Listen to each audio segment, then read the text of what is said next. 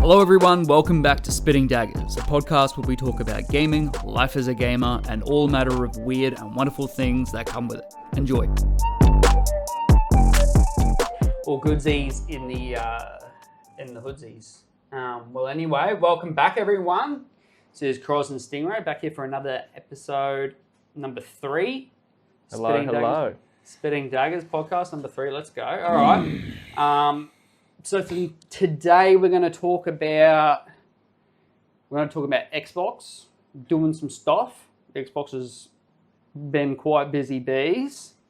We're also going to talk a little bit about the social side of being a gamer, specifically a bit of stereotypes, and a bunch of other stuff. And you guys will just have to hang around and find out. Hey. and see what's going on. But grab some popcorn, take a seat. That's right, man.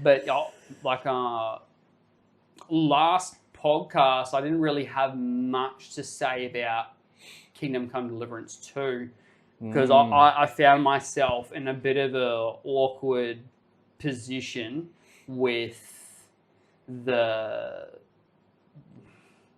I'd just come out of surgery, so I was recovering, and I'd just been eating handfuls of opiates all day and whatever. So I was in a bit of a weird spot with that, in the headspace. But also, I was in a weird spot in the story, and this is something I noticed about Come Deliverance. We already knew that it was quite a story-heavy game, but I was in a spot where I think I'd just done I don't want to spoil any missions or whatever, but I'd just done a whole bunch of cutscenes. And then I'd done this mission that was ridiculously hard, probably died 50 times trying to get through it, just got through it, and then went into another 40 minutes of cutscenes and got put into this position where I was basically just 10v1ing a bunch of armored dudes and just had literally no chance. And that's where I'd ended it, and I was just like, whoa, man, I just, at that point in time, I wasn't really enjoying the gameplay loop. Yeah. I was just going, I'm just dealing with the cutscenes and then just having these hard missions and just and I was just over it, and I was just but since then I jumped back in and I had another go. I jumped back in and I was just there's got to be an easier way for this mission. Just trying to get through, cut through these guys. I'm just well, maybe I just need to be better at the combat. Might help. Yeah. Maybe don't be shit. Oh, cool. Is that all I need to be good? Great. And so I jumped back in and did it. Nice. Did the mission. Sweet. Boom. And then way I went, going through some adventures, all sorts of stuff, noticing some things. The one thing that I really loved about it was the world, how incredible the world is. I think a lot of the places make sense, how the distance between things and whatever. It doesn't feel like you're traveling too long before you get somewhere. And there's things on the road, events and stuff that happen. So if you're traveling and you're not using fast travel, you're not, there's always, something happening, and you're not just, riding around, just, Well, that's the thing. I use fast travel, but it also does stop you and see if you want to interact with what's happening in the game. So I wanted to fast travel back to, I can't remember what the town's name was. Yeah.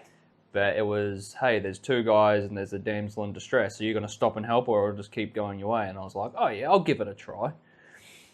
Bad mistake. One dude was armored to the teeth. The other guy wasn't. So I was getting beaten up and I was like, hey, I'll take out the guy that has no armor first and then I'll deal with him. Okay, so as I was saying, so I've taken out the guy that has no armor. Okay, Smart sweet. strategy. Now the big guy. He destroyed me. Yeah. I stood no chance. So man. at this point in the game, you're like basically right at the start, got like buckle armor, like you're not. I just finished the tutorial pretty much, like leading up to where the first cutscene comes, like not the cutscene, the credits come up, and I did that and just got absolutely kicked out of there. Yeah, it's really brutal. Like before you start getting armored, dude, it's brutal, and it's kind of, like I think it makes it a little bit hard to get into because it's kind of a double whammy because. One, you're not skilled at the game, especially for new players. Probably a bit different for people that have come from Come Deliverance 1 because they already understand the mechanic. It's the same thing in that one there, but I think it's more brutal. But there's a lot of quality of life things that are implemented in this one that aren't implemented in the first one. So now it's a bit of a double whammy. One, you're unskilled. And two, your character is the worst it's going to be. You've got no perks, you got no skills. Like, you don't know where you're going. You haven't done anything. Your weapons are shit. Like, and the enemies that you fight are like top tier. Yeah, you haven't learned how to repair your armor, and so like your gear isn't even at good quality. And you just you're constantly in this. Rough place. Just in a little bit of a washing machine, eh? Yeah. Like as a new player. But yeah, I will say because like I haven't really played a game like that before, and playing it, I've taken a bit of shock because you can't even choose the difficulty; you just jump straight in. True. And usually I like playing on medium to hard to see how I go, but. As soon as I just play this, I'm just like, okay, we'll see how it goes. Yeah. The game mechanics of like how you got to bandage yourself and all that, I've never had to do anything like that before. It brings another level of the immersion into the game. It feels like I'm actually the soldier or the knight. Oh, he is Henry. Yeah. Yep. Because you got to like look after him like the same way that you'd look after yourself if you were back in that time. That's right. That's absolutely right. I think it's a really well done game. Yeah. No, and I've only played like 4 hours. Yeah, the attention to detail is absolutely crazy. Awesome. Yeah, like I think there's a lot of things there that that other RPGs can take note of. Probably not everything. I think there's some things about it that are just really good, just being in Come Deliverance 2. And not being elsewhere, but like there's a few things in there, especially some of the quality of life stuff, like being able to like follow a NPC like at the pace that they're walking. Yeah. Oh man, the amount of times that like Skyrim or Oblivion or whatever, you've got this quest character who's walking like a snail, yeah. and you press W and you fly like 50 meters in front of him. You're sitting there like waiting for him to catch up, and he's telling you about some shit that you probably don't care about. But like, and like stuff like that's cool, and like being able to follow the path is absolutely sick. I love that. That was really cool with the horse. Yeah, you could just keep pushing shift just to make it go faster, and it would just keep going on the path. And it's like, oh, sweet, I can just sit here and just let it go. Do the old look, mum, no hands. Yeah. Yeah. Go walk away, come back, you're in like bumfuck nowhere. Yeah. I reckon the dev that came up with that, he likes eating while he's playing games. Yeah, for yeah. Sure, 100%. He's like, just take the lead. Yeah, he's definitely not afraid of a greasy keyboard, eh? But yeah, like there was a lot of they worked with a lot of historians and universities and all sorts of shit. Like when it come to the development of that game, with like the architecture, like what would be around, all sorts of stuff, man. It's pretty good. Like because they've obviously said that they've done all this work in preparation for the game and trying to make things as historically accurate as possible, and I think it really shows that attention to detail really came out. That's really cool. I didn't know that. Yeah, and I think also with like the sword fighting techniques and it's crazy, man. And yeah, so the one thing I'm really keen for, hardcore mode. Oh, dude. That's the stuff that's made of nightmares. Yeah, especially for a game like that. But it also makes it that exciting. I think we talked about it before, but Marauders, that sort of intense, thrilling, hear a pin drop gameplay of just like any moment, like shit can just go down. Yeah. Oh, I love that. Like, because that's sort of like my thing. I should really pick up Tarkov, I think, because I'm not. I haven't picked that up yet, but I think that might be up my alley now that Marauders is gone, dead as dog shit. Yeah. So yeah, but the hardcore mode would be cool, man. Especially because I don't really get much time to game, especially with all the business stuff and whatever. So it'd be cool. Like if I could just sink a couple hours every now and then, but those couple hours will just be like glued to the screen, like thinking of everything. You know what I mean? Like making sure that you've got all the potions because you want to make sure you're constantly buffed. Yeah. Trying to be constantly buffed. So you're the alchemy bench, like one of the play sessions might just be me sitting there just making a bunch of potions. Making potions, bro. Just sitting there, like fucking 3 hours, just level 100. Yeah, dead set, man. And yeah, it's pretty cool, man. Now, I think I screwed up putting that game. So when I downloaded it, I didn't think I needed to put it on my SSD drive. I've put it on my HDD. Yeah. HDD. Yeah. Yeah, it is. Apologies. It's... You remember the old GTA 5 loading screen when you played it on PS3? Yeah. Yeah, it's like that. You sit there and you're like, is it going to turn on? Well, did you end up swapping it over to your SS? Not yet. Because you can just do it, eh? Like without just drag and drop. Yeah, almost.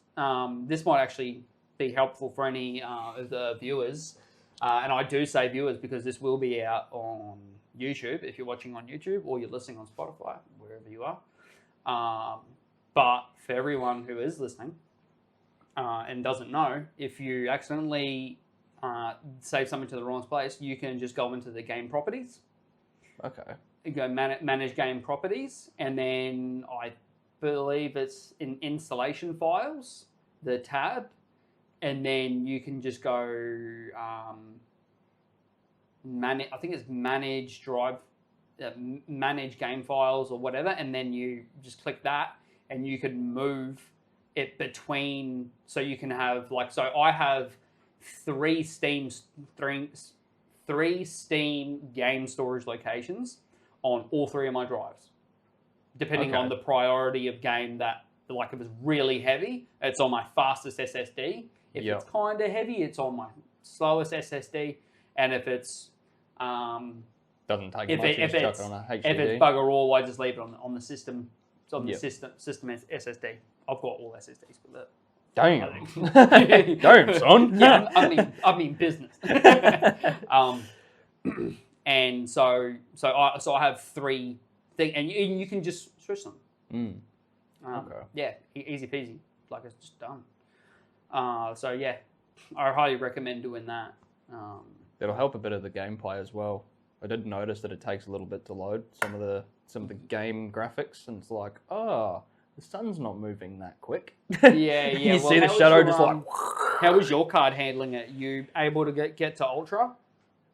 I think I was playing on high. I didn't really play around too much with the graphics settings. I sort of just wanted to get it in and just see what the game was like. Yeah.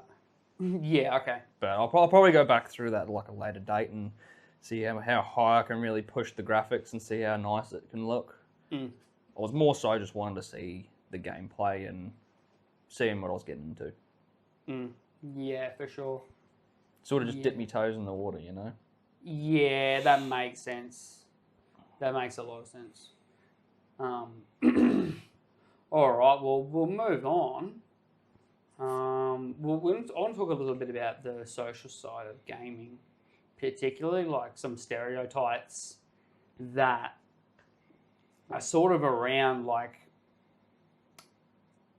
particularly one thing I wanted to have a look at was at what point is gaming unhealthy?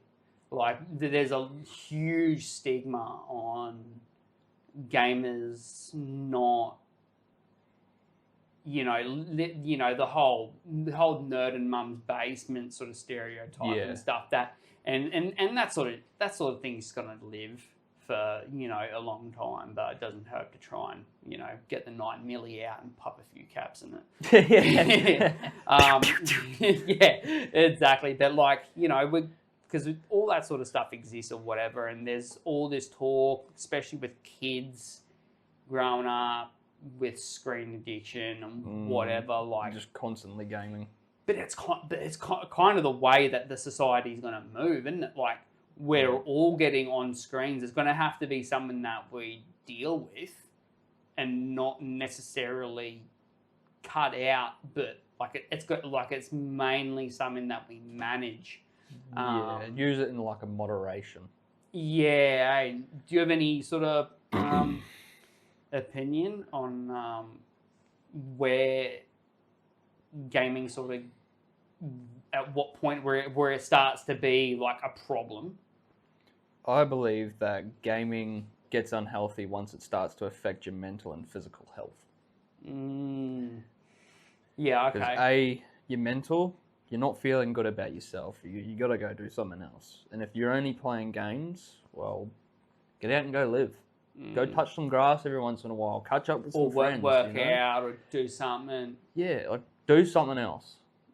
And then you're physical. Well, I mean, you're just sitting there. We're humans. We're supposed to be moving all the time. Yeah, that's right. We can't just be moving our fingers and fucking expecting that it's all good. Yeah, copy. I'm just going to move just a little bit. But that's what I believe. What do you reckon? I think personally, gaming is only really unhealthy when it's the only thing you do. Like, I think it's sort of the same as your perspective, Just worded a bit differently. Yeah, but mainly more like, because if all you do is game, but it doesn't affect but you're good physically or whatever, like you have a physical job. Let's just say a person that has a physical job, they do move, and they're genuinely just happy playing games. It's what they love to do. There are people like that. Like, I think so. When someone is in that state, like, I just think that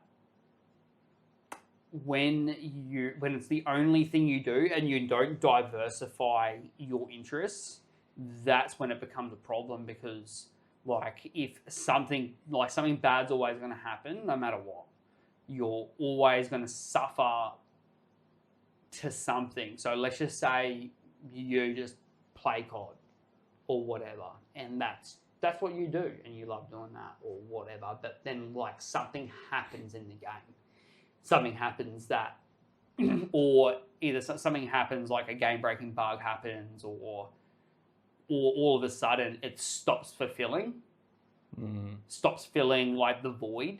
Like, we've all got a void like inside of us, but like when it stops doing that, that's when it's like, then there's you got nowhere else to put your interests. Like I like to like I've got the 4B and all that sort of shit. So like we can go out and whatever, like, and get on the sand, go do some fishing, whatever. And I think having those types of things, and also business and shit like that, like, you know, so like I've really diversified my interests to almost an extreme extent, so to speak, because, you know, I'm a blue, like, you know, done like a lot of blue collar work, like mining and all that sort of shit, and then fucking, you know, then I'm out 4-wheel driving and whatever, but like I'm a nerd and I love it. You know, I'm happy to just sit there and grind out some games. But so I've taken it to a little bit more of an extreme level, but I think that's healthy because, like, if one of my hobbies aren't giving me joy, you just go to the other one. You can just do something else or whatever. But if it's the only thing you're doing, then you just got nothing. Which is a pretty hard thing to deal with because, like, you know, trouble's always going to happen in life anyway. Yeah. But like I genuinely believe that gamers are more multifaceted than like a lot of the stereotypes suggest anyway. Like, I think, like, when I look at all my friends, heaps, like they do all sorts of stuff. Like, I think all the people that I've gamed with, some of them are butchers, web developers, musicians, electricians, music producers. Like, dude, it's crazy. And the amount of, like, other things that they like doing, like the way they look, talk, walk, sound, quack, whatever, like, they're their own, like, unique selves. And so, like, I think, like, the reality of what the gamer looks like has gone so grey that it may not even, like, you can't even really call it a colour, you know what I mean? Like, there's so many different shades now. Yeah. So, you know, I just think people are a bit more multifaceted than. But I suppose that's kind of the 100%. I suppose that's kind of the point of stereotypes. That way, you're sort of locking something into one box. Yeah. And that's kind of the point of it, eh? But like, I think, like, gaming's just so mainstream now, man. Yeah. Like, dude, the industry's huge. Massive. That's worldwide. Massive and worldwide. For sure, man. Like, but, you know, obviously, like, some stereotypes exist for a reason. There are some people out there that don't do themselves no favours at all. No. Like, go touch some grass, man. Go touch some grass. And that's sort of part of the reason why I created Rogue Society as well. You know, to sort of help eliminate the stereotype. Yeah, I'm just gonna keep knocking the camera. Get him away. Yeah. So. Yeah. Where was I? So. Yeah, like, that was the point. That was sort of the whole reason behind creating Rogue Society as well, was just to sort of knock out, or at least help knock out that stereotype of the dude living in mum's basement. This is what a gamer looks like, yeah, or whatever, and, like, this is what he does, or he or she. This is what they do, and it's like, well no, actually, it's not. Yeah, like, you know. And so it's all really about getting gamers to win in all aspects of life, really. Yeah. So yeah, did you end up asking some of the old gen of gamers with the new gen of gamers, like, whether they would say that they're a gamer to other people? Yeah. So I asked an older bloke, and he's about middle age. And I was like, "Hey, man, do you identify as a gamer?"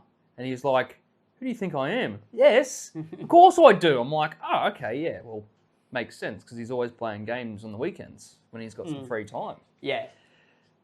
However, I asked my younger brother the same question, and he plays games any chance that he can. If he could, he would marry his PlayStation. Yeah. He said no. He would not identify as a gamer. He said that he plays games, but he doesn't identify as a gamer. Yeah, like he wouldn't be associated with that. Yeah, okay. Yeah, and that's a tricky one, because it's almost like at some point along the line, like he sees it as maybe like uncool or whatever, or like, yeah, that is a hard one. But I'm thinking maybe the younger generation, they are still going, like the very young gamers, they're going through a lot of social, as you would say, learning curves. Yeah. And they don't want to seem weird or different to everyone else. But I don't know, once you sort of start growing up, you don't really care what everyone thinks about you. You know what I mean? That's definitely, So it's, you go, I like this, and this is me. And then you go, okay, well, whatever you think about, I don't care about your opinion. Yeah, I've definitely noticed I give way less fucks now at my age than what I did at 15. Well, I was a little emo fuck when I was 15. And I had this idea of like not really caring what everyone thought, but like actually caring. Like, bro, I'm like, yeah, I don't care what anyone thinks about me. I'm me. And then like, but deep down inside, I like really cared. And like, but that's just part of the thing growing up, eh? It's yeah, well, well now that we're back, yeah, yeah. I think when I was when we were kids, that's definitely the hardest part. I think as soon as you sort of go like about 22, 21, I think that's when you sort of start climbing out of that little pitfall that you sort of like your mindset's in. I think that's when you sort of start calling out. Well, I can only really attest to myself, that and that's coming from a guy's point of view anyway. And guys are kind of stupid until they're 25. Yeah. Like, we're still just developing in this state for quite a while, and so yeah, I can really only attest to myself. But yeah, have you ever had anyone treat you differently, like when they found out that you were a gamer, or like when they asked you what you did, or like what you like to do, or what sort of hobbies you have, or whatever, and you're like, oh yeah, I just play games. Well, a lot of the males that I have had conversations with, they're all from like different backgrounds. They all do different hobbies, but a lot of them are actual gamers, like me. They've got a PC, they got a PlayStation, an Xbox, or one of them. They were like, yeah, man, let's jam sometime. You know, let's jump on. What games do you play? And it's like, oh, I play this, this, this, and this. And he's like, oh, dude, I got that game. And then goes through their games. And I'm like, oh, yeah. And then we have a really good conversation about games and gaming and the hardware we've got and how much hours we've put into games. And, you know, and I don't think I have met a lot of males that have turned, like, looked at me bad for playing games. Yeah, copy. Like, I really haven't felt like that energy shift or anything like that. Yeah, okay. It's 'cause females, on the other hand, I don't necessarily tell them that I play games, but usually when, you know, if I've got a lady friend or something, she comes over and then she'll see it. You see the energy change, and it's like, oh, you play games? And it's like, yeah. Yeah. You know, and then they see my gaming collection, and they're just like, yeah, this dude's a nerd. But I'm proud to be one, you know? Yeah, exactly. You know, I love gaming.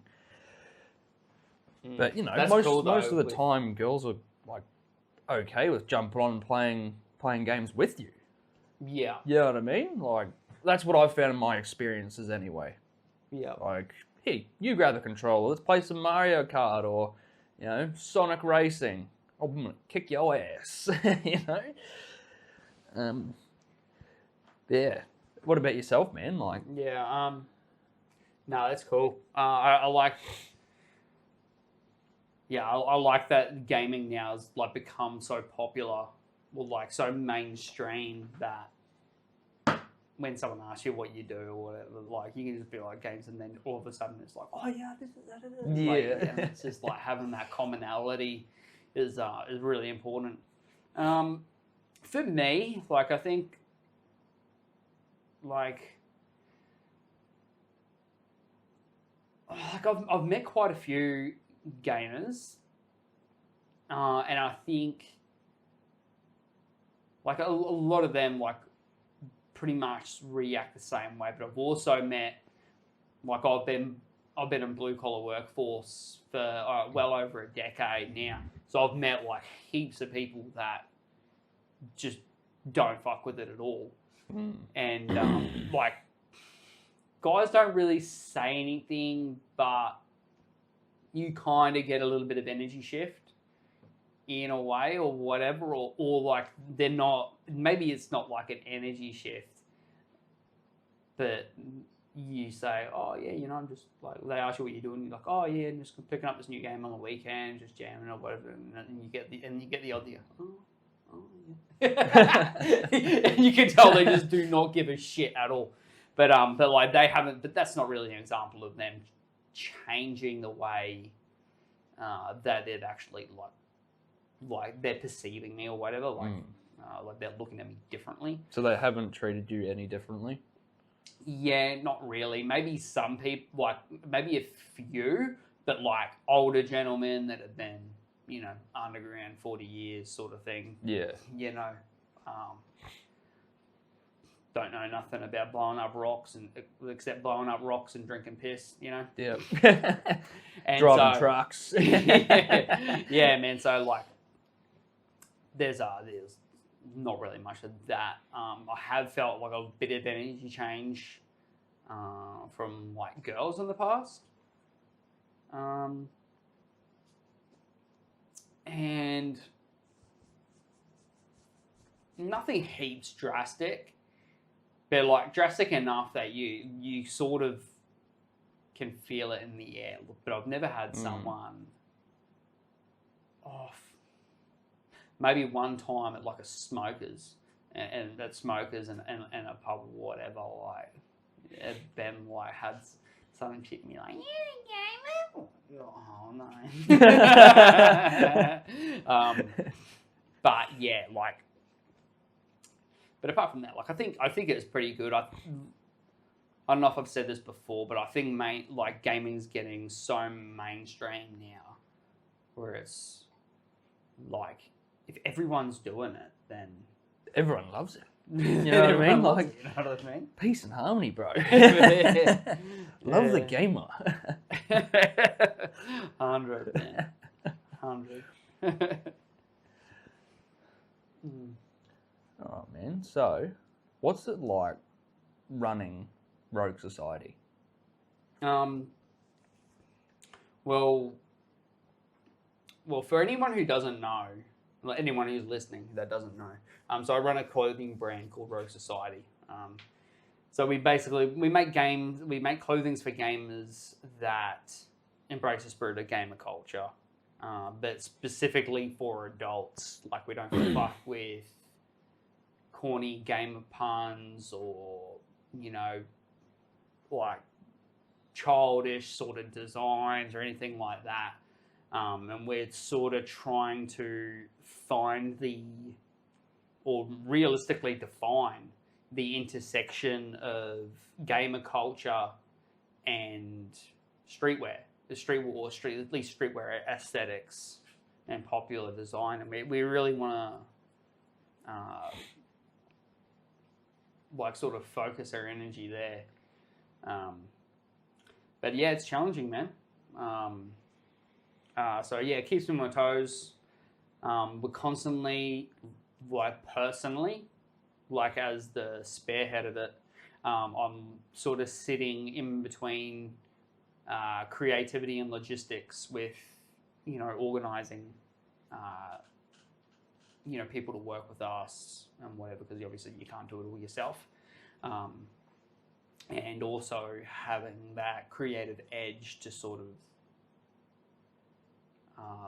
you know, find things that people love and create things that, you know, want to be enjoyed and celebrated. But yeah, like, you know, we're all about sort of breaking all the old school ideas about what it is really to be a gamer, like what a gamer sort of looks like. So it sort of comes off the back of, you know, talking about gamer stereotypes and whatnot. Like the whole sort of mission of our society is just to quelch that, because it really doesn't exist anymore, or not the way that I feel anyway. Like I really don't think that those stereotypes really exist.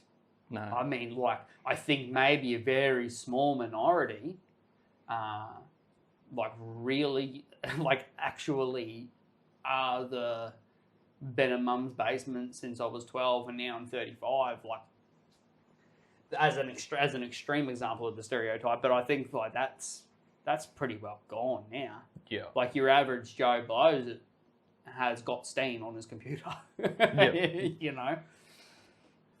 Even if it's their laptop, you know, just a normal everyday laptop. No, we don't fuck with laptop gamers. No, like get a real PC.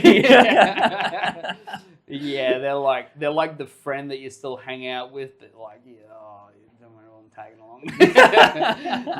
No, we welcome everyone, man.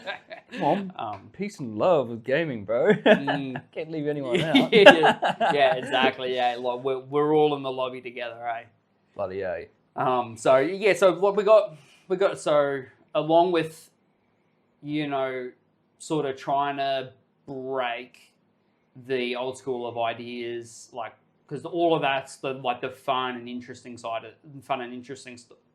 of the position, but it's also the operations as well, and that's, you know, like making shit, like actually making things to put on the table, and figuring out where it's going to go, how it's going to get there,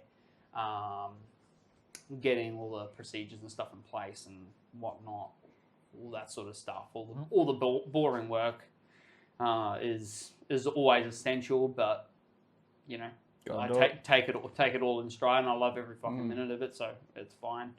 Like we're a part of that operational stuff is we're building a new shop, which is fucking hella exciting, because like we're really taking on something that's going to highly elevate the quality of the product and create something that's premium that people will hopefully love as much as I love it anyway, because like I think the real takeaway from it is seeing how other people connect with the brand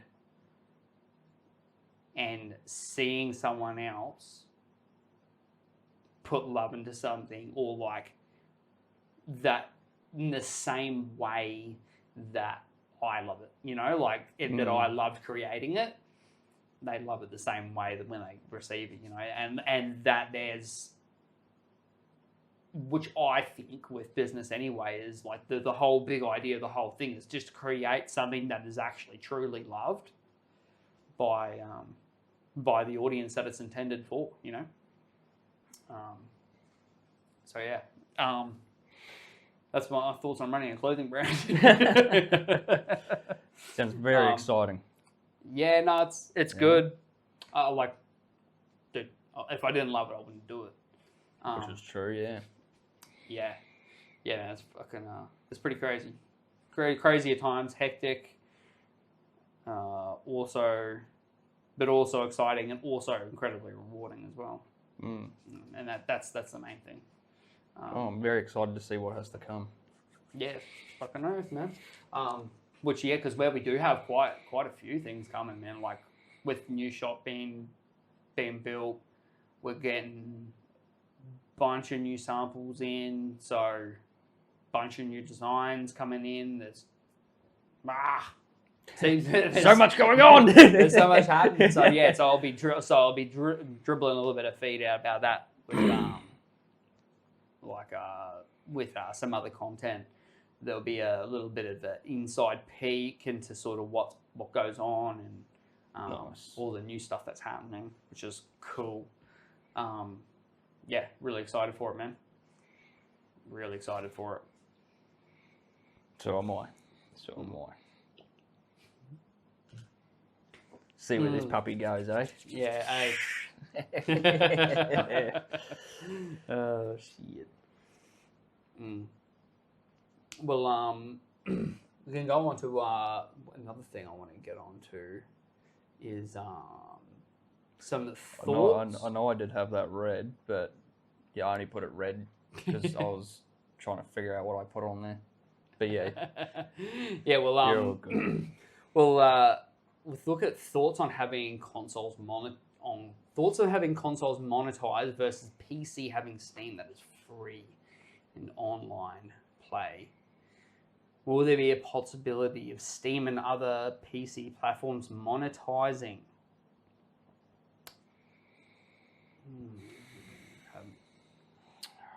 Now this is a so I don't think Steam would I personally don't think they'd be able to monetize. I don't think not in the climate. I think it would take a very special and unique market climate for them to sort of execute that. Because I think they just leave room for competition because developers would just go elsewhere to have their games hosted. But that also brings up a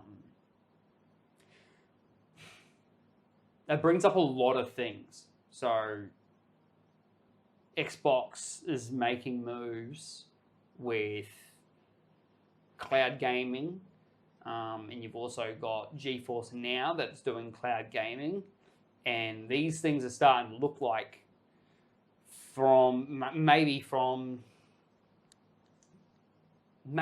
uneducated standpoint, but they look like things that have the potential to revolutionize the way that we interact with games. Full stop. Like I think in regards to the consoles, I'm getting a little bit away from it, but I'll work it back. All right, so bear with me. But like through the console battle, PlayStation 1, but then Xbox were working this whole other thing around, and have been in the works of delivering something that they were just playing a whole different game this whole time, which is just crazy. And it's like, wow. Okay, so Xbox One, I think anyway, out of the whole thing, but I'll go back to Steam.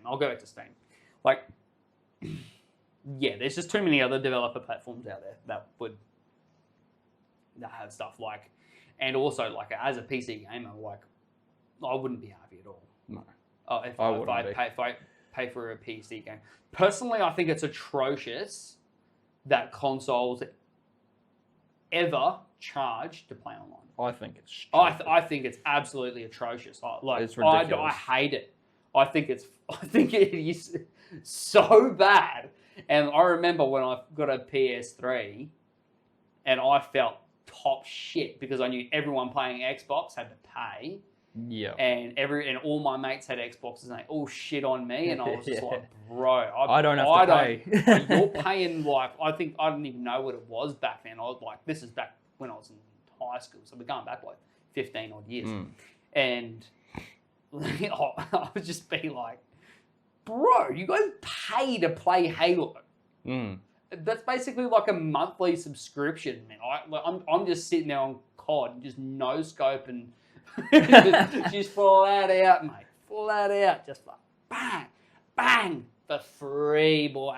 Yeah, boy. and yeah, so even though I was the only one in my friend group that had a PS3, like that just felt awesome. And then PlayStation had to follow suit. They're like, wait, we can charge money for this? Wow! It's like, damn. See, my thoughts on consoles doing that. Playing online, that should just be for free. Yeah, like you've I already don't bought know the how game. I don't know how Xbox works their monthly subscription, but I do have a PlayStation 5 and I've had a PlayStation 4, and I know how their monthly subscription works. You get a couple of free games for the month, or you could go through, if you've got a higher subscription, you can go through the catalog and download a game, play it, give it a trial, then delete it and get another one. That there itself should just be the subscription. Trialing games, playing different games, that there should be subscription, not playing online. Yeah, like if they've got a demo come out or something, you should just be able to fucking Yeah, play all it. the You full should be able to game. play it. I was supposed to play God of War Ragnarok. I downloaded and everything, but silly me, I decided to cancel my subscription. So guess what? Game went bye-bye. You can't play it because it locks it. It's Damn. like, damn, man, why they do that? Yeah. Yeah, and I think it's like we're coming into a market now where everything is subscription-based. Like companies have realized that it's a really good way to bleed money out of consumers. And like we talked a little bit about boiling the frog last podcast and whatever, and this is unfortunately like one of the ways that they do it or whatever. Someone tries something, and then as soon as the market reacts, then bam, everyone catches on, and all of a sudden now this thing that was free ages ago and was just a perk of the thing is now all of a sudden $1, and then 5 years later it's $10, and you're just like, hold the hell on, man, this is no good. Like, but before you know it, it's too late, and it's just commonplace, and everyone does it, and everywhere has it, and so do you believe that having to play for online deters a lot of people away from actually buying it and just playing games elsewhere? Like somewhere that's free? Yeah. Like, do you think it deters them away going, I don't want to pay for a subscription just to play a game? Like, I'd rather just play it for free. It definitely deters or online me. Gaming, sorry. It definitely deters me. Like, if I know I can play Call of Duty on my computer without any added subscription, why would I buy it on PlayStation? I'm just not going to do that because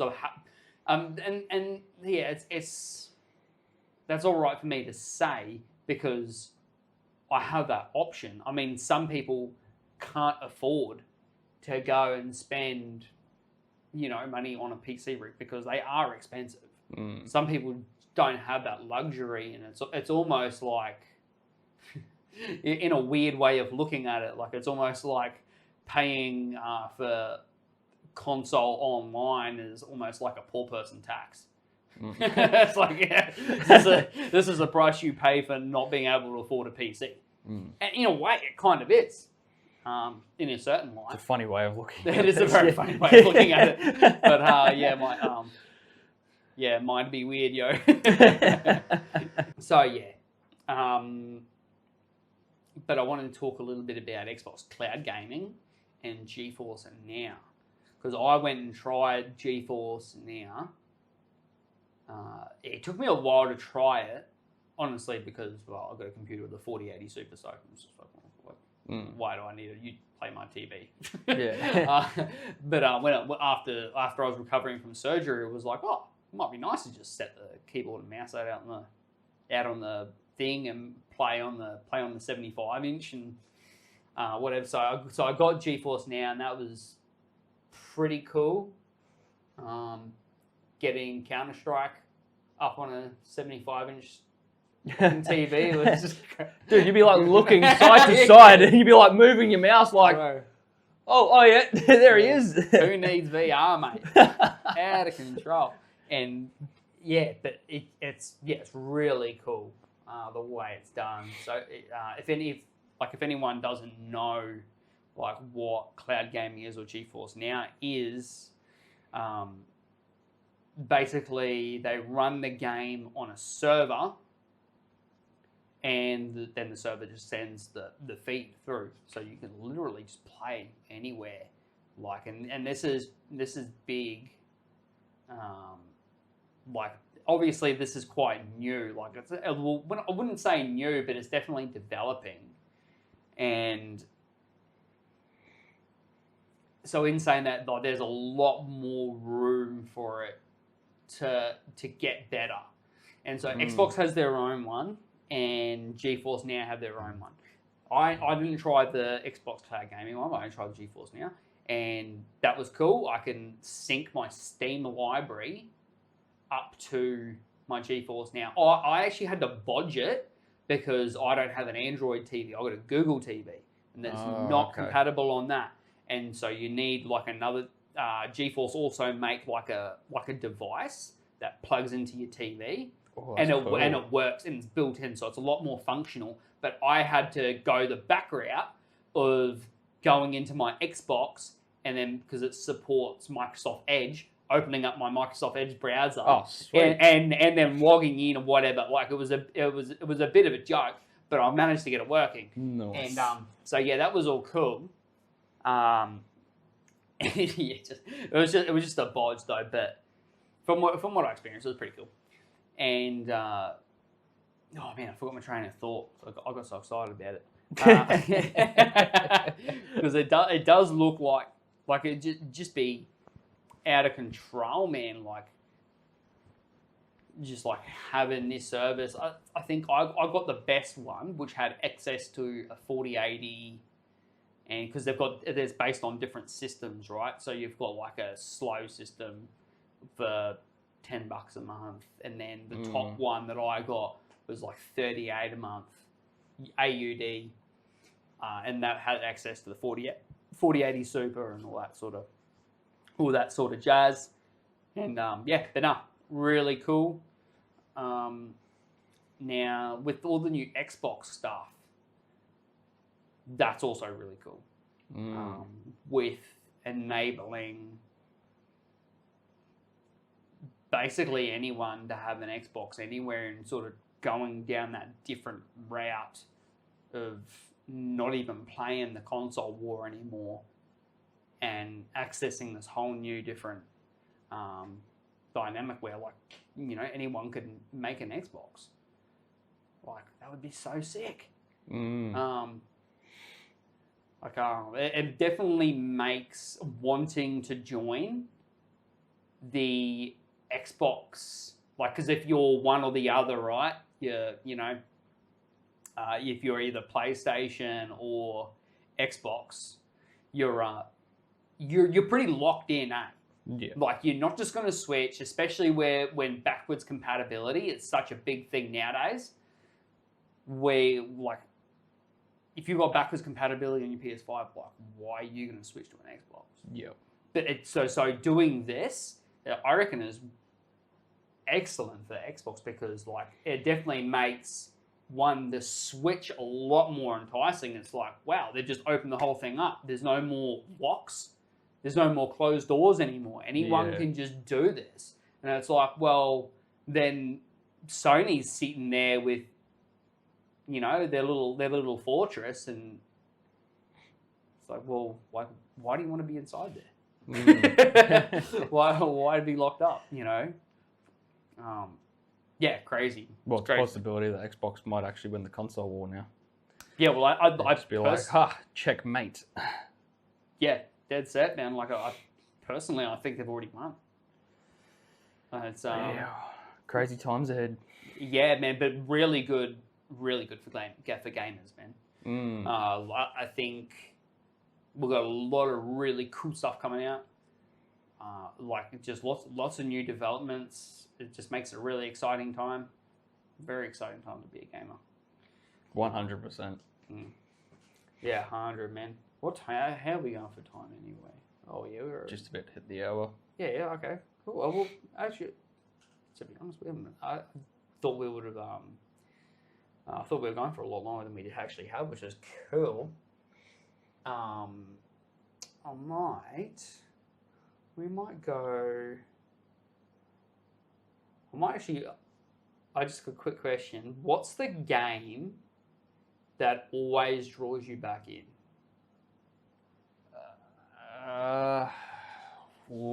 Like, this is a tricky one because like when we lived together, I noticed you played a lot of Rebirth of Isaac.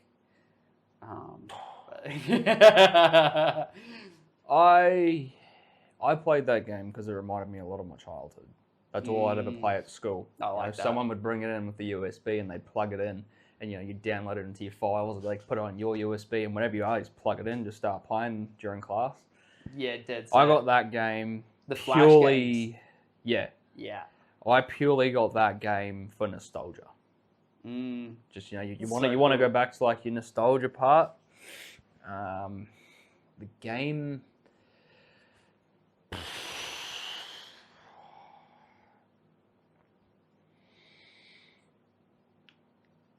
This is a tricky one. Yeah, you really got me. I would probably have to say Rugby League Live. Oh, damn. That's not what I actually expected. I've put over at least 1,000 hours into Rugby League Live 3 and Rugby League Live 4. I think I'll probably even fucking doubled that, to be honest. I've played that much of it. That's hot. I had a massive break from it once I got the PS5. I didn't really play it, because all my old stuff that I had saved and done so much with is on my PS4. So I stopped. And then I started getting into UFC, and I was thinking the other day, it's backwards compatibility. Why don't I just start in and play a couple of games? Yeah. Back on him. Back on him. Haven't lost any skill, bro. Yeah, dope. How about yourself? What pulls you back in? Like, what's your game? Let me pull you back in. I would probably have to go. It used to be Mountain Blade, Bannerlord, before I realised that it would consume my life if I kept playing it. But nowadays, I think Counter-Strike is just a real solid game. Just a really wicked game. Solid mechanics that are like super replayable. Like I think now, like I checked the Steam charts earlier today, and I think like CS2 is still at the 1.3 million concurrents. Wow! Like it's just. Didn't they release that game in like the late 90s or the early 90s? They did Counter-Strike 1.6, or I think started at V1, but then like 1.6 was a notable one, Source, and then CS:GO, and then they just released CS2, and so like, yeah, man, it's just there's something about the way that the tactical play works, and I think also the fact that the game is just so simple, but also really complex. Like because how the game works is really simple.